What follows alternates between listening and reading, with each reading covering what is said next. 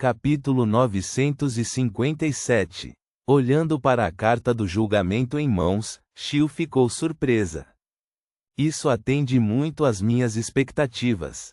Envolto na névoa cinza, o louco assentiu e disse calmamente: a reunião é realizada aqui às 3 da tarde de segunda-feira, horário de Beclund.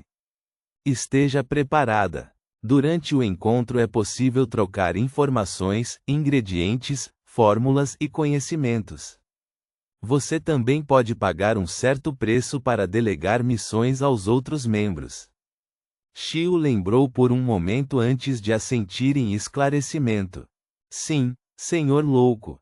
Acreditando que isso era tudo por hoje, ela ouviu a voz vindo da ponta da mesa de bronze. O que você fez antes de ser corrompido por essa força? Nós realmente fomos corrompidas. Xiu se recompôs e contou completamente sua exploração do antigo castelo com Force. Ela enfatizou a porta de bronze que foi chamada de Porta da Escuridão, bem como o guarda do antigo castelo que foi reduzido a um espectro devido à corrupção. Então, ela percebeu que o senhor louco assentiu levemente enquanto dizia calmamente: não entre naquele antigo castelo novamente antes de chegar à sequência 4. É hora de você voltar. Xiu então se levantou e, seguindo as descrições dos rituais religiosos, curvou-se e disse: seu desejo é o meu desejo. Assim que disse isso, a cor vermelha escura surgiu na frente dela. Depois que tudo se dissipou, ela estava de volta ao mundo real e encostada em uma árvore grossa. Olhando subconscientemente para as costas da mão, ela percebeu que as manchas pretas estavam desaparecendo rapidamente. Xiu olhou para Force, que a olhava preocupada. Quando seus olhares se encontraram, Force ficou encantada antes de revelar um sorriso. Ela abriu a boca, mas ficou sem palavras. Xiu exalou lentamente e apontou para frente. Vamos primeiro voltar para a cidade. Tudo bem, Force respondeu sem qualquer hesitação. Neste momento, acima da névoa cinza, o louco Klein estava tocando na borda da mesa manchada enquanto considerava a situação sutil da senhorita mágica e da senhorita julgamento. O objeto ou poder selado atrás da porta da escuridão ainda poderia corromper os guardas e exploradores do lado de fora, mesmo sem escapar. Apenas o simples pensamento disso era aterrorizante. Além disso, esta corrupção originou-se do corpo espiritual. Para resolver isso, Klein tinha apenas duas soluções. Uma delas era fazer com que a entidade corrompida realizasse um ritual de ato secreto completo enquanto ele usava os poderes acima da névoa cinza e do broche do sol para completar uma purificação. A outra era puxar diretamente o corpo espiritual, usando a névoa cinza para limpá-los. Como não tinha o luxo do tempo, escolheu o último. O que poderia ser? O poder mais corruptor pertence ao caminho do diabo. Esse lugar se conecta ao abismo? Isso não é impossível. Com base na descrição do jovem Sol, durante os estágios iniciais e intermediários da segunda época, os demônios frequentemente deixavam o abismo e atuavam na Terra. Foi somente quando o antigo deus do Sol apareceu, fazendo com que os antigos deuses perecessem um após o outro, que eles recuaram para o abismo e se selaram. Com base nisso, é bastante normal ter uma antiga entrada subterrânea no continente norte para levar ao abismo. Também se pode imaginar que um castelo seja construído com homens enviados para vigiá-lo. Mas o problema reside no fato de que já se passaram milênios. Por que ainda haveria uma existência batendo na porta? Os diabos estão planejando retornar? Klein fez uma estimativa preliminar. Ele temporariamente não tinha planos de explorar o castelo abandonado para verificar seus pensamentos, porque era improvável que houvesse alguma mudança tão cedo. Afinal, como eram notícias que vinham dos sanguíneos, ele poderia fazer com que a lua Enlil coletasse algumas informações para descobrir a história do castelo. Controlando esse pensamento, Klein removeu a corrente de topázio do pulso e adivinhou se o assunto relacionado ao antigo castelo era urgente.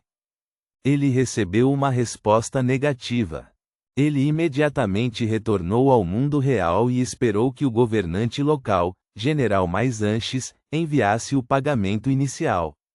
Às 2 da tarde, horário de Feina Potter, Regis, com o cabelo penteado para trás e vestido como um cavalheiro do continente norte, carregava uma mala de couro preta com uma equipe de guardas enquanto batia na porta de Duane Dantes.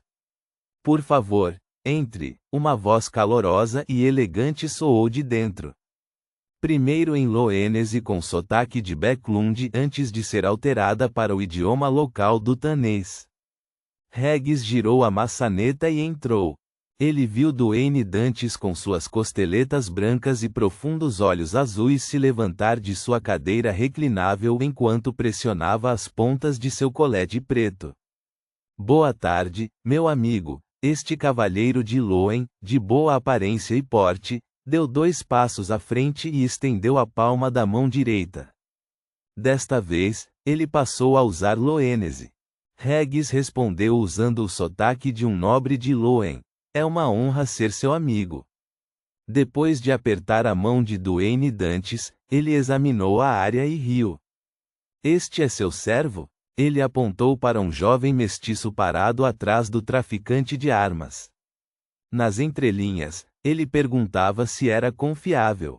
Afinal, Duane Dantes não trouxe nenhum criado quando visitou ontem a residência do general. Sim, sua maior força é a capacidade de guardar segredos. Duane Dantes sorriu ao apontar para o sofá de couro do outro lado da cadeira reclinável. Com 2 guardas seguindo Regis, ele fechou a porta e sentou-se. Então disse com um sorriso: ouvi falar de um provérbio de Intis que dizem ser do imperador Roselli. Ele disse que os mortos não contam histórias. Duane Dantes disse rindo. O imperador Roselli também disse outra coisa. Cadáveres podem falar. É assim mesmo?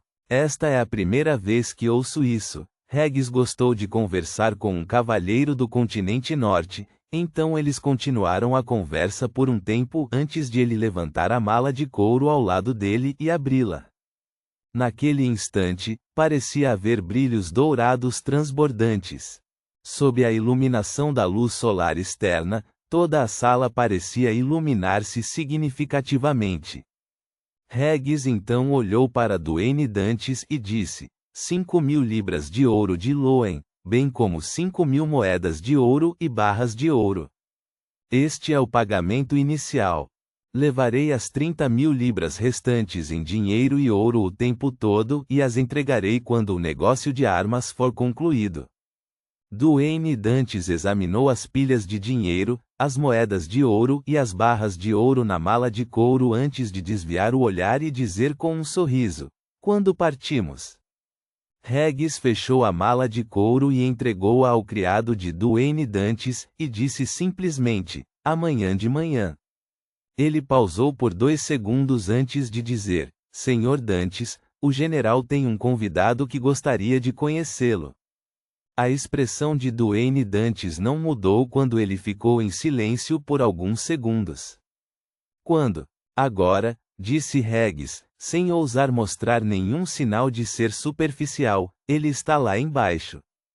Duane Dantes assentiu levemente. Por favor, convide-o para subir. Regis imediatamente deu um suspiro de alívio e saiu com seus guardas. Eles desceram a escada. Em pouco tempo, Luca, vestindo uma túnica branca simples com linhas de latão adornando-a, se aproximou. Seu cabelo prateado estava penteado com muito cuidado. Ao chegar à porta de Duane Dantes, ouviu uma voz lá dentro no momento em que levantou a mão. Por favor, entre. Desta vez eles falaram usando o antigo Feisac. A expressão de Luca não mudou quando ele naturalmente abriu a porta. Ele então viu o cavalheiro de meia-idade que tinha boa aparência e qualidades de ontem, parado ao lado de uma cadeira reclinável de frente para ele. E sentado na cadeira reclinável estava um jovem. Ele tinha cabelos pretos e olhos castanhos, com um rosto fino e cortado. Ele tinha um temperamento frio. Luca ficou surpreso ao dar um passo à frente, entrar na sala e fechar a porta. Depois que ele se sentou no sofá de maneira serena, seus olhos verde-acinzentados refletiram claramente o jovem à sua frente. German Sparrow? Luca dirigiu-se a ele com uma pergunta retórica. German Sparrow curvou os cantos da boca. Dirigir-se diretamente aos outros pelo nome completo é falta de educação. Luca acenou com a cabeça e disse: minhas desculpas pela minha gafe. Lembro-me que você avançou para a sequência 5 há menos de meio ano, ou pode ter se passado apenas 3 meses. Sim, deveria ter sido concluído quando você estava nas ruínas do campo de batalha dos deuses. Eu nunca esperei que você já fosse um semideus. Isso me deixou um pouco perplexo. German Sparrow sorriu sem dar explicações. Após um breve momento de silêncio, ele disse sem pressa: por que você está me visitando? Luca respondeu calmamente: não sei. A atmosfera na sala de repente ficou um tanto estranha. German Sparrow pareceu esquecer que havia um homem idoso sentado à sua frente que precisava que ele falasse novamente. Luca assentiu indiscernivelmente e disse: o problema é o seguinte, fiz uma profecia por acaso, não muito tempo atrás. Nessa profecia, estarei em uma situação bastante espinhosa no futuro. E uma das pessoas com quem me encontrarei nestes dias vai me ajudar a lidar com isso. Não tenho certeza se é você, mas prefiro prevenir do que remediar. Então decidi te conhecer e nos conhecer. Meu nome é Luca Brewster, um clérigo que serve ao Deus do conhecimento e da sabedoria. Atualmente estou encarregado de vários assuntos em Balan Oeste. German Sparrow assentiu e disse: nada mal. Agora eu conheço você. Acredito que não preciso me apresentar, certo? Claro, Luca pensou e disse: você deveria ser um feiticeiro bizarro. Recentemente recebi algumas informações de que houve alguma remodelação entre a Ordem Secreta e Intis.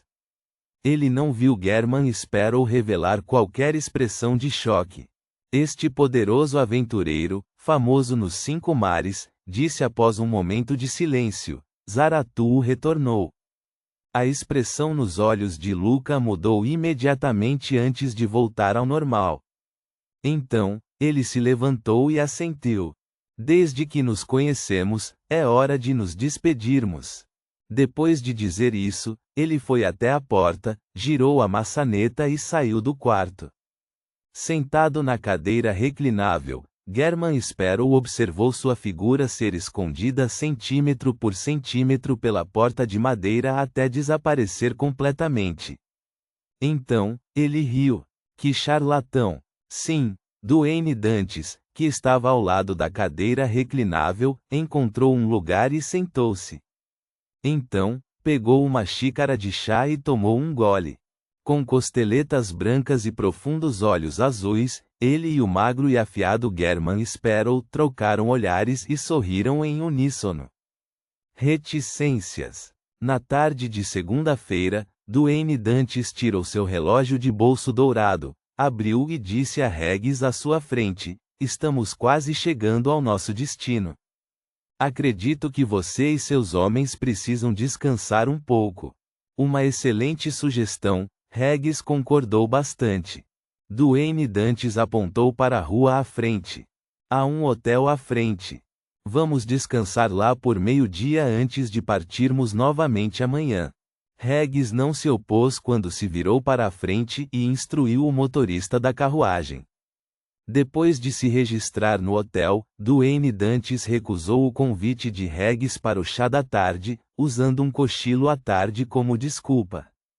Pouco mais de meia hora depois, acima da névoa cinza sem limites, Klein sentou-se no assento pertencente ao louco.